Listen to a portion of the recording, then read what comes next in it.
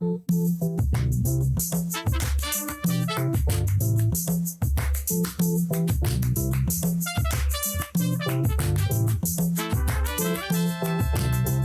listener-supported KTOO, welcome to Juneau Afternoon, broadcasting live from the homelands of the Occoquan and on demand as a podcast.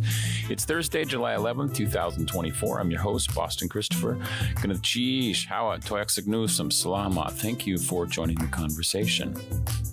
On today's show, we'll chat with the icon Scherrie Payne and Lynda Laurence, former ladies of the Supremes, who along with Joyce Vincent will be making their way back to Juneau August 10th for a night to remember.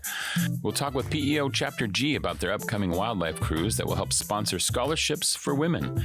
And we'll preview a fun-filled day camp for 6th to 12th graders that's starting up this Monday, and there is still time to register. Those conversations, music, and more coming up this hour on Juneau Afternoon. Hanson Grass, Ka eat with the shuyi, we kashuk ayitin. Jin kat ka ke jin tak anakaya haanikak gunchish. Support for Juneau Afternoon comes from Heritage Coffee Roasting Company, providing Juneau with locally roasted coffee for over 40 years, with cafes and drive-through locations throughout Juneau. More at heritagecoffee.com. You're listening to community-supported Juneau Afternoon on KTOO at 104.3 Juneau, 91.7 Juneau Ock Bay, and online at ktoo.org. I'm your host, Bostin Christopher, and that right there is Scherrie Payne and Lynda Laurence, former ladies of the Supremes, with Joyce Vincent, who will be in Juneau August 10th at the Elizabeth Paratrovich Hall to bring all your favorite hits and more live for a night to remember. It's presented by Brown Sugar Productions, and you can find out more on Eventbrite by searching for Juneau and former ladies of the Supremes. I'll also put the link on the webpage for this episode. And I am joined now via Zoom by Scherrie, Lynn, and Lynda. Gunneth cheese to you both for being here today. It's a pleasure to have you in the studio. Wasiiti, how's it going? It's going fine, yes. Thank you, Bostin. I'm doing so good. I have so many questions, and it's so fun to have you being able to preview this concert, which is in about... Oh, yes, go ahead. Before we go, Joyce is trying to get in. Okay, great. So it would be great to get... Yeah, I don't see her yet, but if she joins in here, I will add her to the call. Joyce Vincent, formerly of Tony, Orlando, and Dawn, and we definitely have questions for her as well. Now, I want to start by thinking...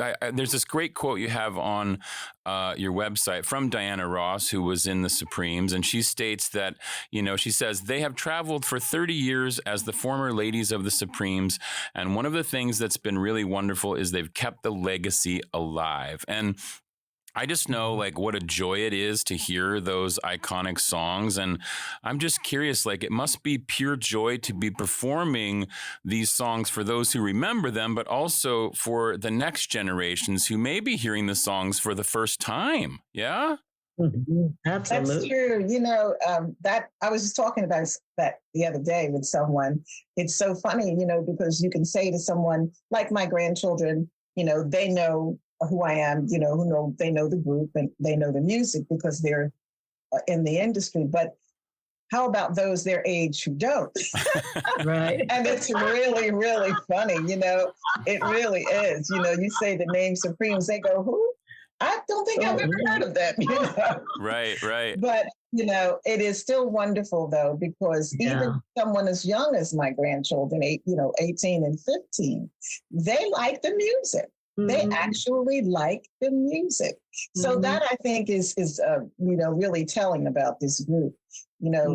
All these years, the music has still gone on, and even the young ones like it. Yeah, well, there's something about the music that just, it makes you dance and makes you tap your feet. They're just really, really good songs. So, but let's set the scene just a little bit. The Supremes were one of, if not the biggest Motown group throughout the 60s and 70s. And of course, it saw the breakout of Diana Ross. And Scherrie and Lynda, you both joined the group in the 70s. And I'd love for you each to share sort of what was it like to be asked to be in such an iconic group? I mean, what that opportunity was like for a young singer. Oh my goodness. Well, for me, Lamont Dozier is the one who got me into the Supremes when he had come out to California on a business trip and ran into Mary Wilson at an event. And she told him that Jean Terrell was just leaving the group and they were looking for another lead singer. So he suggested me. And so Mary called and I sent out some pictures and albums of this group I was in at Invictus Records. Holland Dozier Holland had formed after they left Motown. And then she called me back on a Thursday night after I had Federal Express the pictures and albums. And she said, I loved what I saw. And would you like to come out to California, to Los Angeles? I said, sure. She said, I said, when? She said, Saturday. I said, Saturday? And this was Thursday night. She said, I've got your plane ticket at the airport, Willow Run or whatever it was. And so I was scared about, and my best friend Barbara Gaines and Walter Gaines, who was in the originals, the group at Motown, they were so excited. And Lamont, we were all hugging and stuff. And when Lamont brought me home, I told my mother, and I said, I'm scared. I can't do this. It's Supremes, that's too big. And so my mother gave me that big pep talk like mothers will do. And so Saturday morning, Walt's brother, Herb Gaines, picked me up and took me to the airport, and I arrived in Los Angeles, and Cindy Birdsong and her husband at that time, Charles Hewlett, picked me up and took me straight to Mary Wilson's house, and we started rehearsing because I didn't know they had a gig the following Saturday in State Fair, New Mexico. And so that was my introduction into the Supremes. Wow. And I just want to add one thing, Boston, when you said that younger people don't know who the Supremes are. When I bought my car back 3 years ago at Hamer Toyota, and I was getting ready to fill out the papers and stuff. And so my daughter was with me, Shoshana Payne Phillips. And so he asked me something, and I said, well, let me check with my manager, Eric Iverson. And so he said, well, who is that? And Shoshana said, well, my mother was one of the Supremes, former member of the Supremes. He said, the Supremes, that sounds sort of familiar. I think I remember that. Now, this is a man like in his early 40s. Dang. Oh, wow. That's so funny. And, it might be, too, that, Scherrie, like sometimes people hear the songs and they don't assign the group to it, but they know those songs, right? Like we started there with Where Did Our Love Go? And, of course, we all know that song. You've heard that beat before. For sure. And you did mention Holland Dozier Holland, which, as if people may not know, were the writers of much of the original material, a lot of material for Motown. And so you were also in a group that they had started after they left Motown. So that was that cool connection. Yeah. Okay, that's really cool. What about you, Lynda? Well, it was something that I never really expected it, to be honest, because I thought my sister was going to be one of the Supremes. Because when they were looking for Mary and Cindy came to the Carter Barron Theater, and I was working with Stevie Wonder singing backup for him. And excuse me. I'm sorry. This is so weird. I've never had this happen before. That's all good. Hold on. Sherry, take over for a minute. I've got to see what's going on here. Oh, okay. Okay. Everything just left. Oh my goodness. Everything. Technology. You're still, I could still hear you. You were all good. Okay. So now let me ask this question then of you, Sherrie. So in somewhere in the mid 80s, right? This idea came up for you all to create this group, the former ladies of the Supremes. Tell us about that original idea and how that sort of came about. Well, it was my daughter's father, Ronnie Marlin Phillips, who had this company. Can't think not Dangerous Records, but anyway, he had this idea that why don't you ladies sing again and call yourselves? They said FLOS.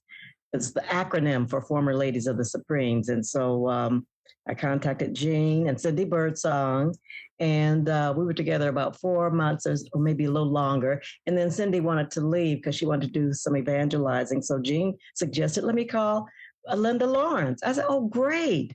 I said, okay. So she called up Lynda and we met. And then that's how we got started. And that was in 1986. And, wow. Yeah. I can't believe it was 86. Can you believe it? Superstar International Records. That was the name. That's right. That's right. Yes. Okay. Yeah, I'm so sorry about the interruption. I was just saying that my sister, they came to this Carter Barron Theater, and there were two of us were sisters, my sister and myself, and then there was a third girl. And so I knew that my sister looked a lot like Cindy because my sister had replaced Cindy in the Bluebells from Patti LaBelle and the Bluebells. And so I just assumed, that it was going to be my sister. Well, they did want to see her. So she went for the audition. And then after she auditioned, I was in New York with Stevie. And I think she had gone to Philly and I was still in New York.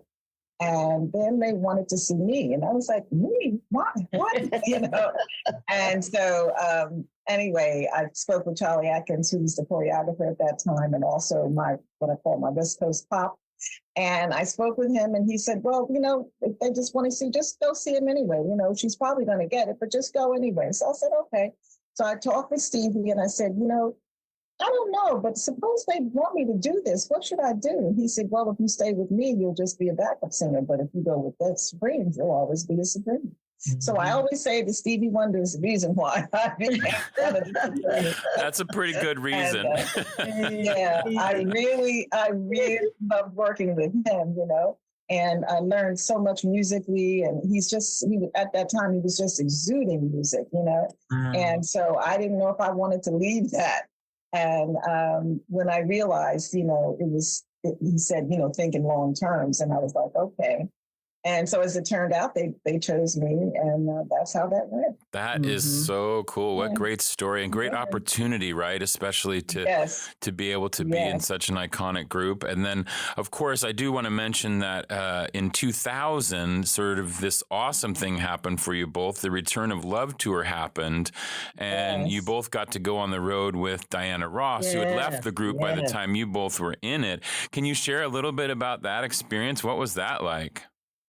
Wow. Oh, man. It was great. It was a great tour. I think she had something like 90 people on this tour. Mm-hmm. 94, I think. It was huge and it was beautiful. Everything was so well done. And Diana is such a gracious person. She made sure that we had everything we needed. That we were satisfied with everything. And it was just really a wonderful time to be able to do that tour with her. It really was. And I remember one night we went out to dinner, Linda, and I think she asked how many people were on the tour. And I think that's when her assistant said 94. And she said she was so thrilled that she had 94 people working. Yes. She, just the fact that she had people working. She was that kind of person, it's like, wow, that's good. Everybody's got jobs, So it was that's really such cool. a great thing. And I'm imagining that, obviously when people hear that, you were in the Supremes at some point and now you're still touring, but then I feel like with, did you get a sense? I'm always curious about this for those who have achieved that sort of superstardom like Diana. Like, do people what was it like to see people react to her? Was there something about her that was different, or she seems like a really down to earth person as a human being? But like, how did she handle that sort of superstardom?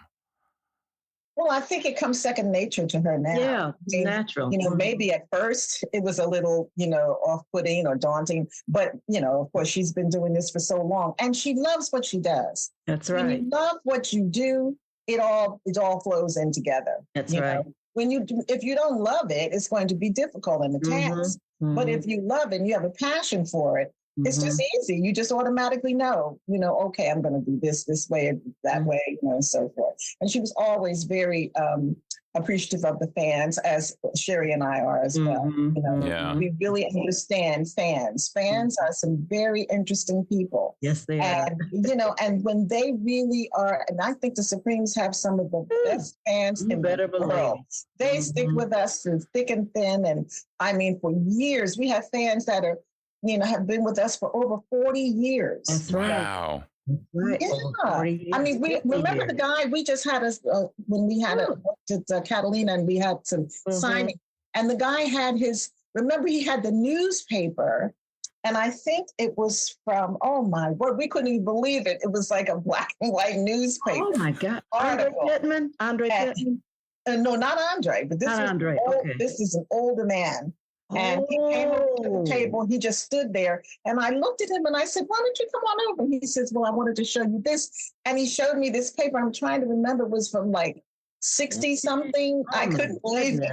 He had the newspaper. Wow. I was like, wow. It was amazing. So I think the Supremes have some incredible fans, and I'm always saying, being grateful to them. Grateful and humble, diehard fans. Oh, yes. I love that. Now you mentioned, we talked about this, that you started this Former Ladies of the Supremes in 1986, and I'm trying to do the math, but I think that means you've been doing it over 30 years, and we're going to be coming up on 40 years of that, right? Soon here, unbelievable. In like 2 years, so about 38 years. I mean, but you said, Lynda, like you have to love what you do. Obviously, you both love this because you've been doing this touring as the Former Ladies of the Supremes, plus the work you did in the Supremes.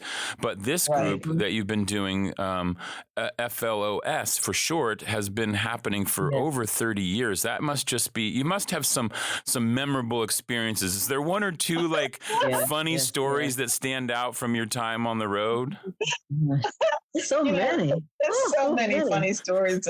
I think the one that really always comes to my mind is the night that we were singing on stage in England, and I was to start the song, and I started with the wrong lyric, which took Scherrie to the lyric, which took the other girl, Freddie Poole at the time. It took her, she didn't know what was going on. And yet we never stopped the song. We kept going. And then when Scherrie made up some words, I couldn't even, I had to turn around. It was so insane. These things happen after a while, it just kind of goes off, but just for a minute, it was just. Oh my God. And the fans know the lyrics better than we do. Oh, yes, especially in England. Yeah. If you don't know the words, don't go to England to perform. They know all the words. Okay. Oh, that's so funny. Now, it looks like Joyce had some difficulty joining the Zoom, which is okay. But I did want to mention that Joyce Vincent, who's your third, she's formerly of Tony, Orlando, and Dawn wasn't a person; it was two people, and then Joyce was one of those people. And they do, obviously, people might remember songs like "Tie a Yellow Ribbon Round the Old Oak Tree" and "Knock 3 Times." And do you all do some of those songs as well in the concert, or do you just stick to Supreme stuff?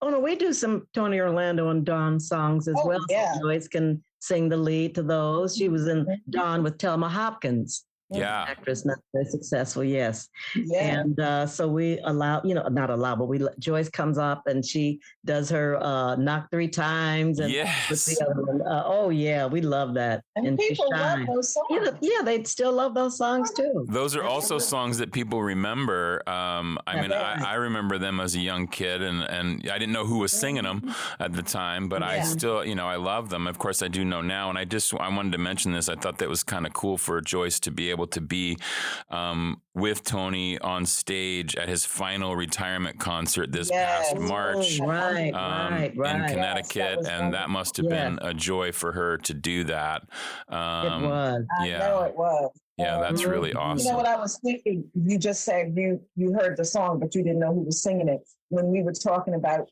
people not knowing, the songs or whatever, that happens all the time. You can hear a song, but you say, I don't know who, because nowadays they used to, DJs many years ago used to say who actually sung the song after the song. Right. But now you can hear a whole block of songs and not know who's singing what. Exactly. And so, it's like, who sang that? Who is that?